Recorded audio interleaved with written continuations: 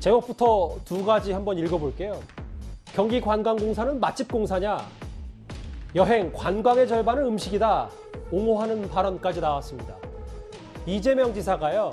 형수 욕설 논란을 감싼 음식 칼럼니스트 황교익 씨를 경기관광공사 사장에 내정한 것을 두고 후폭풍이 만만치 않습니다. 야당은 물론 여권에서도 비판 목소리가 크죠. 이재명 지사와 황교익 씨가 함께 출연했던 유튜브 영상부터 잠시 보고 오겠습니다. 청소년기에 떡볶이 많이 먹었습니까? 어떻습니까? 오늘 떡볶이는 구경도 못했죠. 제가 제일 먹고 싶었던 거는 저거 핫도그, 그다음에 고로케. 꼭 공부를 해야 되겠다라는 뭐 이런 것이 그 결심을 세울 만한 게 뭔 계기가 있었어요. 어머니한테 그 점쟁이가 생일날 가르쳐주면서 제가 지금 사주를 보면 진짜 잘 나와. 도장은 아니고 이제 확인된 사진이 하게. 대선 후보 중에서 제일 야를 잘 키우면은 당신이 반드시 나중에 보관한다. 이 얘기를 내가 그 어릴 때 계속 듣고 자란 거예요. 그래서 내가 그게 세뇌가 돼가지고 그래서 잘된 길이 뭐냐? 공부나 해놓자. 이러한 편향된 인사를 지금 대권 나와 있는 분이 또 나를 도와줬다 그래서 임명했다고 하는 것은 다음에 이재명 지사가 대통령이 됐었을 때 어떤 인사를 보여줄 것인가. 황교익 씨의 내정, 자질 논란, 야당의 비판 목소리부터 먼저 만나볼까요?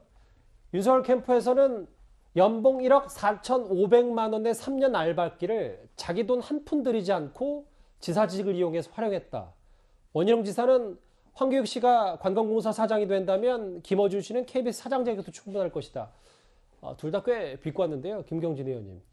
정말 1억 4,500만 원의 알바기라고 보십니까? 그렇다고 봐야죠. 그러니까 우리가 지금 왜 대학 교수들 중에 폴립해서 얘기를 많이 하지 않습니까? 정치 교수. 예, 매번 대통령 선거 때만 되면 어느 캠프인가 속해서 뭔가 직함이라든지 자문한다고 하면서 이분들이 대선에서 그 후보가 승리하고 나면 실은 관련되는 우리 장차관뿐만 아니라 산하 기관의 장들을 그분들이 다 차지하고 있습니다. 근데 그러면 정말 실력이 있고 능력이 있는 분들이 그 자리와 그 역할을 하고 있다.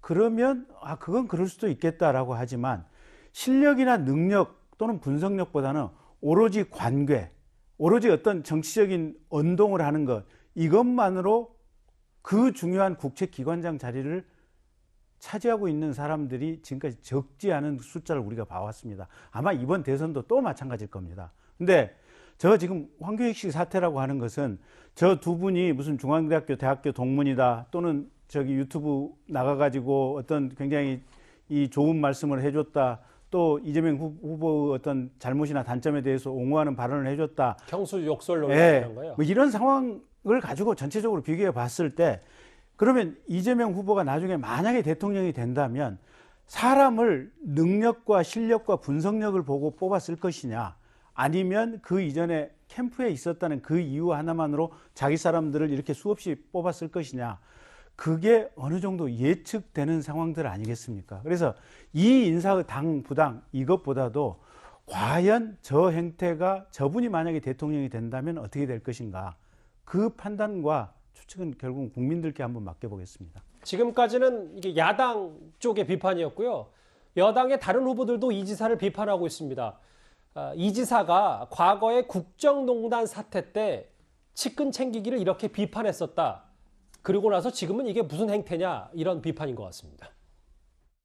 일부에서 그런 말씀하시던데 이재명 주변에 사람도 많지 않은 것 같은데 사람 엄청나게 많이 이렇게 인적 자원을 가지고 있는 쪽이 훨씬 국정 운영을 잘할 것이다. 저는 그 환상이라고 봅니다. 자기 가까운 사람 옆에다가 다 이렇게 포진해가지고 그 사람들 다 한 자리씩 주고 이러면 그 잘못하면 손실이 되지 않습니까?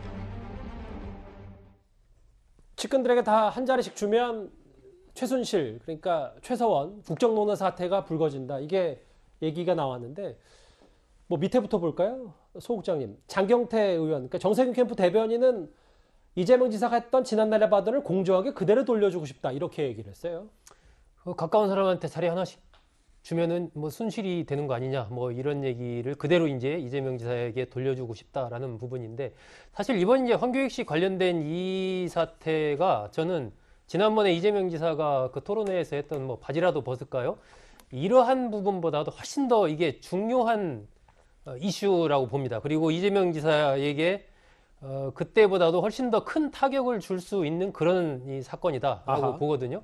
이 왜 그러냐면은 일단 이재명 지사가 현직에 있으면서 자신과 관련된 이른바 형수 욕설 등등을 옹호한 그런 인물, 그리고 이제 학연으로 이러저러한 인연이 있는 사람에게 자리를 줬다. 이것이 이제 어쨌든 그 과정에서 경기도 입장에서는 공정한 과정을 거쳐서 선발을 했다라고 얘기를 하지만, 지금 대중에게 비춰지는 것은 그렇지 않게 비춰진단 말입니다.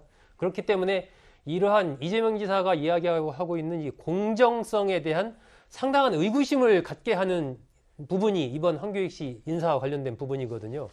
그렇기 때문에 이 부분을 지금 이재명 지사가 정확하게 지금 표명을 하지 않고, 오늘 또 보니까 기자들이 물어보니까 그냥 이제 넘어가는, 특별한 대응을 안 하고 넘어가는 그런 모습을 보였던데, 저는 이 부분에 대해서 이재명 지사가 정확하게 자신의 입장을 표명을 할 필요가 있다라고 봅니다. 저 부분이 상당히 저는 이재명 지사에 대한 어떤 국민들의 판단과 관련해서 중요한 하나의 지금 잣대로 부상하고 있다, 이렇게 생각합니다. 그러니까 공정이라든지 이 인사 철칙 판단, 이 부분이 중요하다는 말씀이신 거죠? 그렇습니다.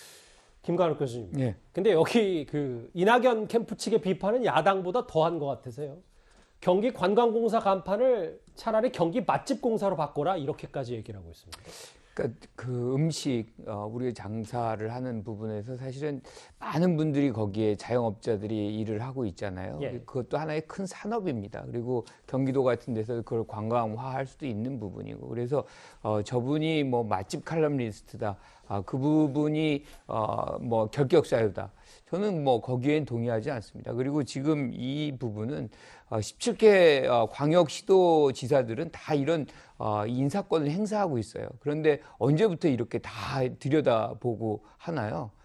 그리고 또 유사한 케이스가 많습니다. 그러니까 이명박 정부 때는 뭐 이참 씨라고 귀한 외국인이 있죠. 그분이 여기에 해당이 되나요? 이 자격 조건에? 그리고 잔이윤 씨 같은 경우도 감사였고, 유인촌 씨 같은 경우도 연예인이었거든요. 그분들이 다 된다라고 보기는 또 어려운 부분도 있거든요. 근데 그때도 이렇게 논란을 많이 만들었는지, 인사권이라는 것이 모든 것을 충족시킬 수는 없는 부분이 있거든요. 그리고 이것이 같은 대학교 나왔다, 그러면 뭐 서울대학교 나오신 분들은 다 동문이 엄청 많잖아요. 그런 식으로 이제 일종의 이제 매도죠, 그런 것들은. 그리고 같이 유튜브 한번 했다 그래가지고 그것을 측근으로 규정한다는 것도 저는 잘못됐다라는 생각이 들고요. 그래서 이 부분은 어떤 형태로든 국민이 지금 보고 있거든요. 그러면 뭐 이 본인이 이제 임명된 본인이 이것에 논란을 부담을 느끼면 거취를 표명할 것이고, 그렇지 않다 그러면 그대로 임명하는 것이고, 인사권은 인사권자가 부여받은 권한이다, 좀 뭐 이렇게 생각합니다. 김 교수님 말씀은 그러니까 황교익 씨도 이 논란이 너무 커지면 본인의 거취 표명을 할 수 있다, 이런 말씀이죠. 이번에도 뭐 오세훈 시장 같은 경우도 지금 김연아 전 의원 같은 경우에 이제 주택공사 사장으로 임명을 했다가 뭐 다주택자로 해가지고 본인이 거취 표명을 해서 사퇴를 했잖아요. 예. 뭐 그러한 뭐 사례도 있기 때문에 그런 얘기를 하는 거죠.